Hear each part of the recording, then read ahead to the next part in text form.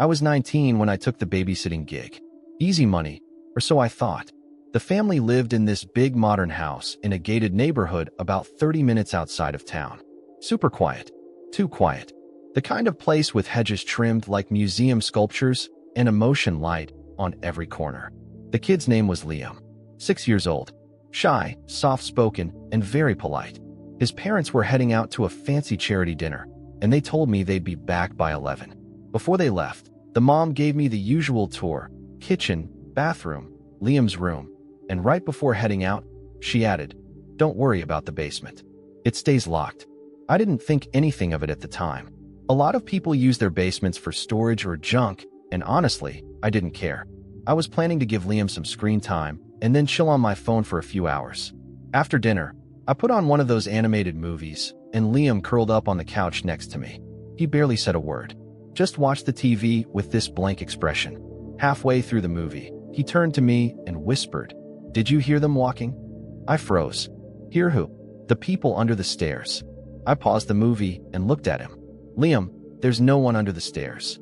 He stared at me for a few seconds, then looked back at the TV. Not anymore.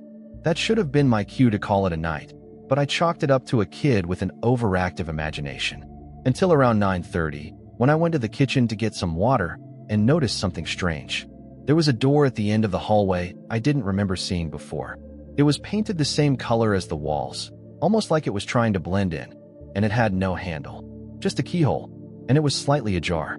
I walked over, pushed it a little. It opened about 6 inches before catching on something. Inside was pitch black. Not a single light, but the cold air that spilled out smelled like wet concrete and old wood.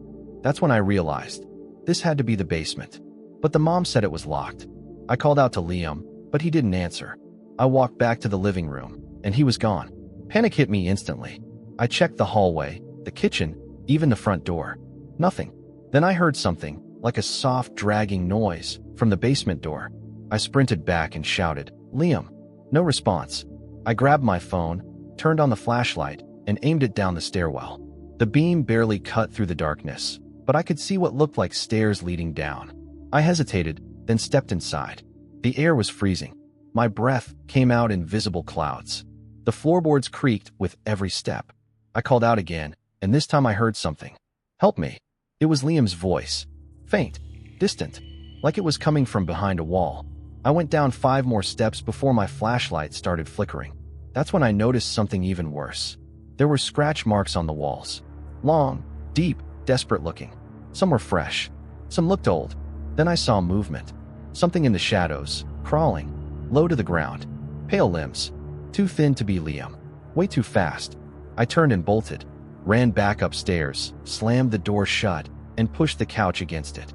A few seconds later, I heard a thump. Then another. Then silence. I found Liam in his room, lying in bed, eyes open, staring at the ceiling.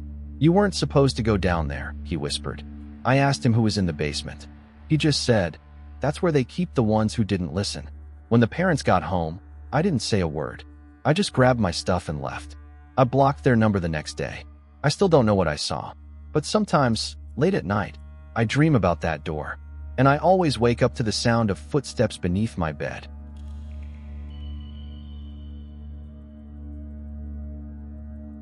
I should have known something was off when the mom paid me in cash up front and handed me a burner phone.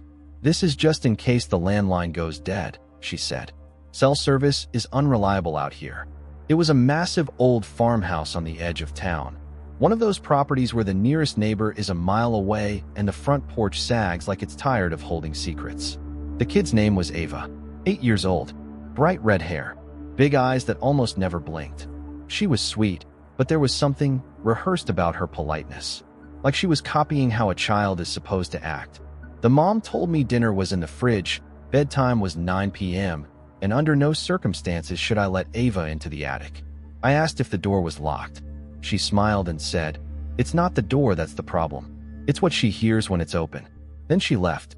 The first couple of hours were uneventful. Ava watched cartoons while I sat on the couch pretending to text, even though my phone had 0 signal. Around 8 p.m., I heard thumping upstairs.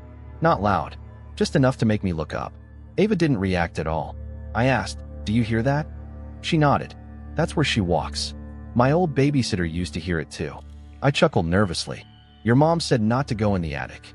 Ava turned to me and said, very seriously, she didn't listen either. It was probably meant to scare me, and honestly, it kind of worked. But I didn't want to freak her out, so I just played along. At 9 p.m., I put her to bed. She didn't complain or ask for water or a story, just crawled under the covers and stared at the ceiling. Before I left the room, she said, if she knocks 3 times, don't open it. Even if I say it's me. I didn't respond, just pulled her door mostly shut and went back downstairs. An hour later, I heard it again. From upstairs. Slow. Measured. 3 loud bangs directly above me.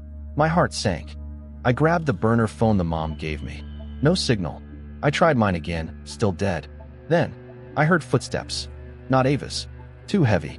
Too slow. I crept up the stairs, calling Ava's name. No answer. The hallway was dark. The only light came from the night light in her room. But her door was open. I peeked inside. She was gone. The sheets were pulled back like she had just stepped out of bed. I searched the room, called her name again. Nothing. Then I heard it. The attic door creaked open behind me. It was at the end of the hall, and I swear on my life, it had not been there earlier. It was cracked just an inch, enough to show pitch-black darkness on the other side. Then I heard Ava's voice. From inside the attic. She said, it's okay. You can come in now. But something was wrong with her tone. It was deeper, like her words were being echoed by something bigger. Older. I stepped closer, hand shaking, and said, Ava? Then I heard a second voice. Same exact pitch. Same exact rhythm. Coming from inside the bedroom behind me. It's okay. You can come in now. I whipped around, and there was Ava, standing by her bed, head tilted, eyes wide. Wasn't me, she whispered. Behind me, the attic door slammed shut. I didn't wait. I grabbed Ava, ran downstairs, and didn't stop until we were sitting on the porch with the front door wide open. I didn't go back inside. When the mom got home, she barely reacted, just nodded like she expected it.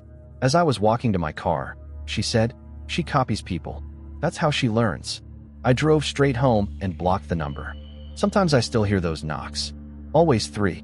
I've changed addresses twice, but she always seems to find the attic.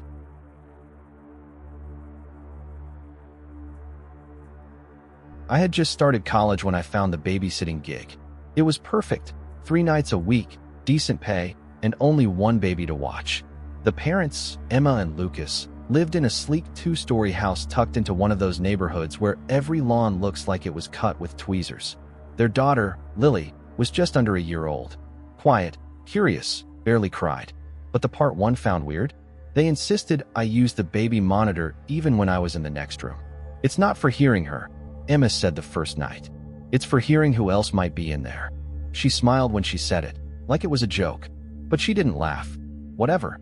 I figured rich people are just paranoid. The first night was fine. Lily slept the whole time, and I sat in the living room watching Netflix. I kept the monitor on the coffee table, just like they told me. Around 10:30 p.m., the static picked up. It was soft at first, like distant wind. Then came a faint click, like someone was flipping a switch inside the room. Then a whisper. Very soft. Very clear. It said, Maddie. That's my name. I froze. Stared at the monitor. The little red sound light blinked twice, then went silent again.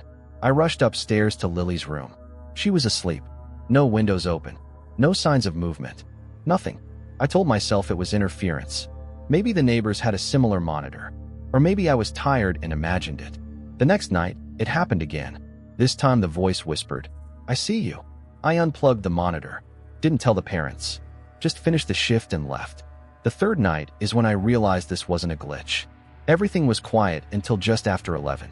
I was in the kitchen when the monitor clicked on. Static. Then crying. I rushed upstairs, thinking Lily had woken up, but when I opened the door, she was sleeping peacefully. Not a single tear. The crying was still coming through the monitor. I was staring right at her, but the crying wasn't hers. It was older, like a woman sobbing. Then something in a whisper again. Come upstairs. I yanked the monitor's batteries out. That night, I couldn't sleep. The next morning, I finally told Emma everything. She didn't react. Just handed me a second monitor, newer, shinier. This one records audio, she said. Keep it on tonight. Don't unplug it. I should have walked out. But curiosity is a hell of a thing. So I agreed. The house felt darker that night. Quieter. Lily fell asleep at 8. I sat on the couch, gripping the new monitor like a walkie-talkie in a war zone. At 11:04 p.m., it began again. Soft static, then whispering. But this time, there were 2 voices. One male, one female, both talking over each other. I couldn't make out what they were saying until the man said, "She's still here." The woman replied, "She shouldn't be." I was done. I left the monitor recording, grabbed my coat, and waited in my car until the parents came home. When I showed them the audio the next morning, Lucas didn't say a word. He just turned pale. Emma finally said, "The last girl left in the middle of the night too. We heard her name on the monitor a week before she quit." I asked if they had checked for carbon monoxide or wires or anything. She just shook her head. "It's not the monitor," she said. "It's the room." I never went back. 3 weeks later, I got a package. No return address. Inside was a flash drive. Just one file on it. A recording. From the monitor. I pressed play. At first, silence. Then whispering. Then a voice I didn't recognize, saying my full name. And then the baby's soft giggle.